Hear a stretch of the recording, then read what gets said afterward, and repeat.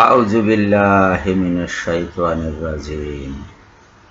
বিসমিল্লাহির রহমানির রহিম। আসসালামু আলাইকুম। সূরা আনামের ৭০ নম্বর আয়াত। এই আয়াতে আল্লাহ পাক বলছেন, যারা নিজেদের দিন ধর্মকে খেলতামাশার বস্তুতে পরিণত করেছে, তুমি তাদেরকে বর্জন করে চলবে। এই পার্থিব জগৎ তাদেরকে সম্মোহিত করে ধোঁকায় নিপতিত করেছে। ওয়াজারি, আর ছেড়ে দাও তাদেরকে। ওয়াজারিল্লাযিনা, তাদেরকে ছেড়ে দাও। কাদেরকে ছাড়বে?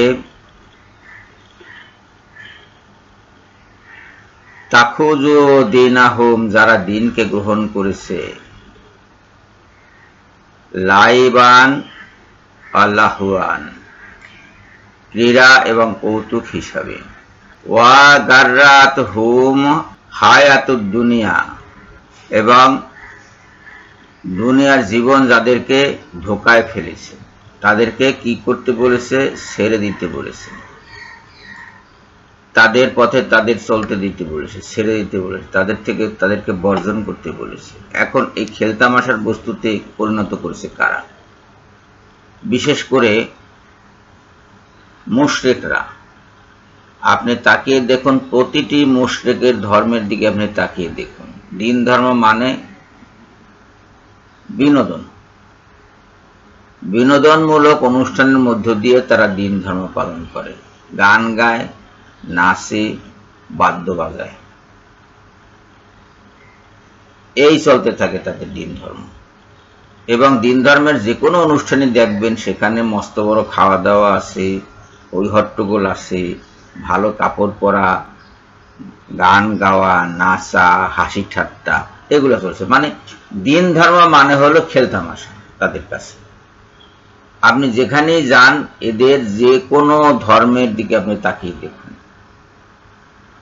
দিন ধর্ম তাদের কাছে খেলতামাশার বস্তু। আর পার্থিব জীবনকে তারা এমনভাবে পছন্দ করে যে পার্থিব জীবন তারা কখনো ছাড়তেই চায় না। এ কারণে তারা পুনর্জন্মের ধোঁয়াত সৃষ্টি করেছে, পুনর্জন্মের গল্প সৃষ্টি করে নিয়েছে, লাহওয়াল হাদিস সৃষ্টি করেছে। তারা ক্রীড়া কৌতুকের বাণী সৃষ্টি করে নিয়েছে। আমি বিশেষ কোনো ধর্মের নাম উল্লেখ করতে চাই না, আপনারা চেনেন এদেরকে, আপনারা জানেন এদেরকে। এদের এই দুরবস্থার মূল হল কিছু সংখ্যক কবিরা নিজেদের জনপ্রিয়তা লাভের জন্য মিথ্যা কথা বলে, মিথ্যা ক্রীড়া কৌতুক সাজিয়ে, মিথ্যা কাহিনী সাজিয়ে বড় বড় কাব্য মহাকাব্য রচনা করে নতুন নতুন দিন ধর্মের সৃষ্টি করেছে। এবং সেই কাব্য মহাকাব্যের অলিক কল্পনাপ্রসূত দেবদেবী, অলিক কল্পনাপ্রসূত নায়ক নায়িকাকে তারা নিজেদের দিন ধর্মের নেতা বা ইমাম বানিয়ে নিয়েছে এবং তাদের জন্য প্রশস্তি গায়, গুণ কীর্তন করে। তাদের কখনো নাম কীর্তন করে, কখনো গুণ কীর্তন করে, ঢোল বাদ্য বাজিয়ে নাচের তালে তালে তারা চোখের পানিও ফেলে মাঝে মাঝে, ভক্তি গদগদ হয়ে। এদেরকে আল্লাহ পাক ছেড়ে দিতে বলেছেন তাদেরকে বর্জন করে চলবে। তাদের সাথে গলায় ধরার কোনো কারণ নাই। গলাগুলি ধরে তাদের সাথে যদি আপনি বসবাস করতে চান পৃথিবীতে, তাদের সাথে যদি উদ্বাস করতে চান, তাদের সাথে যদি বৈবাহিক সম্পর্ক, বন্ধুত্বের সম্পর্ক, আত্মীয়তার সম্পর্ক প্রতিষ্ঠা করতে চান আপনি, এবং তাদের সাথে তুলনা করে যদি নিজের ধর্মকে ওইভাবে রূপান্তরিত করে নিতে চান, তাহলে আপনি তাদের দলে ভুক্ত হয়ে যাবেন, তাদের দলে অন্তর্ভুক্ত হবেন। সেই কারণে আল্লাহ তাদেরকে বর্জন করতে বলেছে।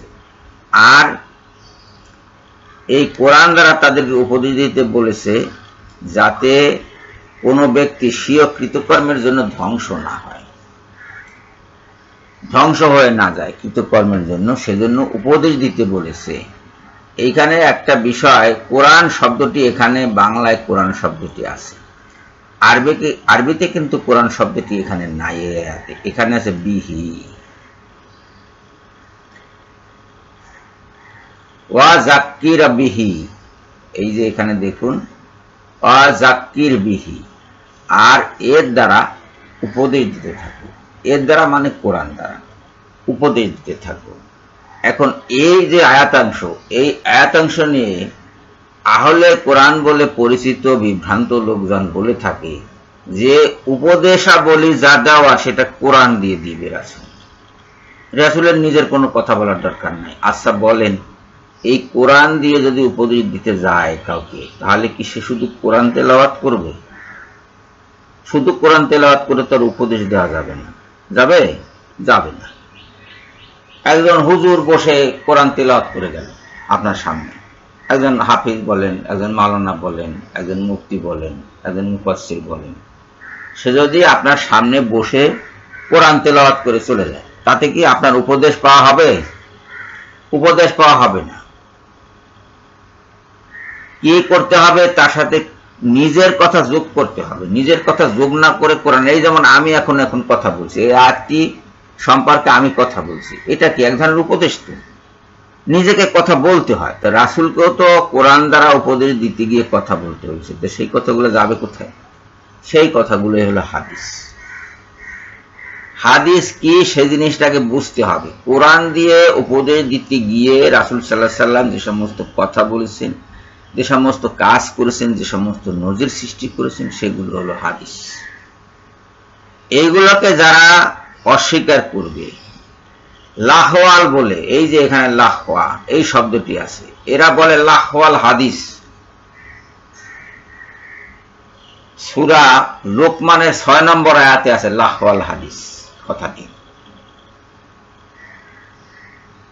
এই রাসূলের হাদিসকে তারা লাহওয়াল হাদিস বলছে। কি রে বোকা, মানুষ এত বোকা হতে পারে?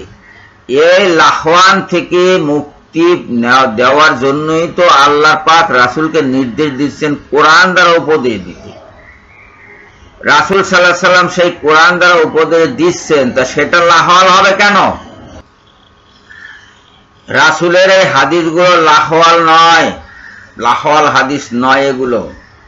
বরং যারা এই নিজেদের দিনকে খেলতামাশার বস্তুতে পরিণত করেছে, তারা যে সমস্ত কিচ্ছা কাহিনী রচনা করেছে, সেইগুলো হলো লাহওয়াল হাদিস। এই যে স্পষ্টত দেখুন এখানে লাহওয়ান, ক্রীড়া কৌতুক, লাইবান ও লাহওয়ান,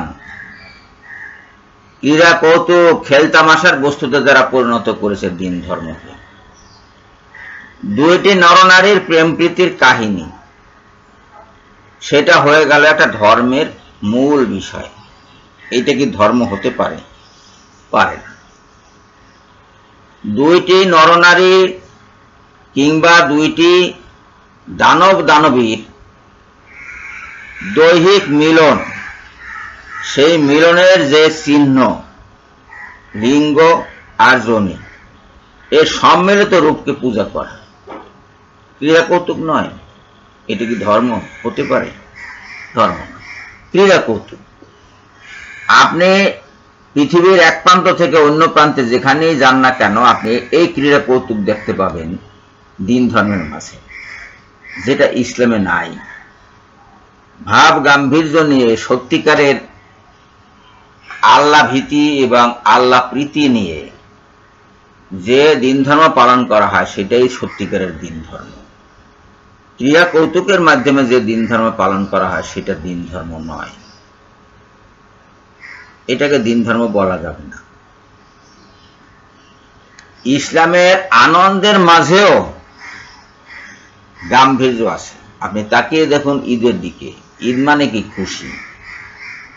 এটাকে যদি কেউ ক্রীড়া কৌতুক বলে আখ্যায়িত করে, তাহলে ভুল করবে, কেননা ওখানেও নামাজ আছে। খেয়াল করে দেখুন, ঈদের নামাজ আছে। অত্যন্ত ভাব গাম্ভীর্যের সাথে ঈদের নামাজ পড়া হয়, খুতবা দেওয়া হয়, 2টা খুতবা, এবং মানুষজন ধৈর্য সহকারে সেখানে বসে শোনে সেই খুতবা,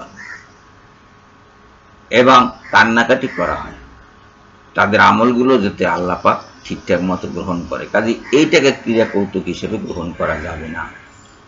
ক্রীড়া কৌতুক হলো ওইটা যেটাকে বিনোদনের বিষয়বস্তু বলে গণ্য করা যায়। সেটা কি? গান, নাচ, ছবি আঁকা, মূর্তি প্রতিষ্ঠা করা, নৈবেদ্য সাজানো এবং সেই নৈবেদ্য আবার গ্রহণ করা, নরনারীর প্রেমকে স্রষ্টা এবং সৃষ্টির প্রেমে আখ্যায়িত করা, এগুলো হলো ক্রীড়া কৌতুক। আপনি প্রতিটা ধর্মের দিকে তাকিয়ে দেখুন, ইসলাম বাদে অন্য যে কোনো ধর্মের দিকে আপনি তাকিয়ে দেখুন, এই ক্রীড়া কৌতুক তাদের মধ্যে রয়েছে। এবং এই ক্রীড়া কৌতুকের জন্য তারা বড় বড় কেচ্ছা কাহিনী সাজিয়েছে, বিরাট বিরাট কাব্য মহাকাব্য লিখেছে। এবং যে নায়ক সৃষ্টি করেছে তারা অলৌকিক নায়ক, তাকেই খোদা বানিয়ে তার পূজা করছে। এইগুলো হলো লাহওয়াল হাদিস। এবং এই লাহওয়াল হাদিস থেকে আমাদের সরে যেতে হবে। এই আয়াতে আরেকটি জিনিস আছে, সেটা হলো আল্লাহ ছাড়া তার কোনো বন্ধু ও সুপারিশকারী থাকবে না। বিচারের দিবসে তার কোনো বন্ধু থাকবে না, তার কোনো সুপারিশকারী থাকবে না। এই যে দেখুন সুপারিশকারী, সুপারিশকারী মানে কি? সাফায়াতকারী। সাফায়াতকারী, যিনি সাফায়াত করতে পারেন তাকে সাফায়াতকারী বা সুপারিশকারী বলা হয়। সাফায়াতকারী কেউ থাকবে না, যেটা মুমিনের জন্য থাকবে। মুমিনের জন্য সুপারিশকারী থাকবে।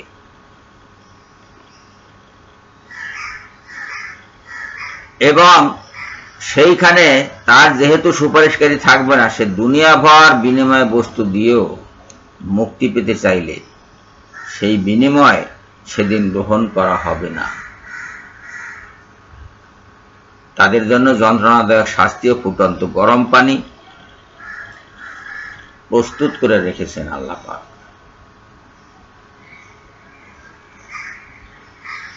এ থেকে আমাদের সাবধান হতে হবে, সতর্ক হতে হবে। যে কোনো বিষয়ের ব্যাপারে হঠাৎ করে গিয়ে দিন ধর্মকে খেলতামাশায় রূপান্তরিত করে না ফেলি, সেদিকে লক্ষ্য রাখতে হবে। আমাদের মধ্যে একটা শ্রেণী বেরিয়েছে, তারা আবার দিন ধর্মের বিভিন্ন বিষয়বস্তুকে খেলতামাশায় রূপান্তরিত করার চেষ্টা করে।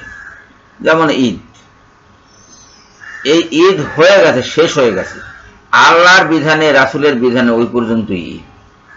এরা আবার করে ঈদ পুনর্মিলনী অনুষ্ঠান, এবং সেখানে করে কি গান বাজনা, আবৃত্তি, নাচ, ক্রীড়া কৌতুক ইত্যাদি চলে সেখানে। তার নাম দিয়েছে ঈদ পুনর্মিলনী। এই বস্তু ইসলামে নাই, নাই নাই নাই, কোথাও নাই, ইসলামে নাই।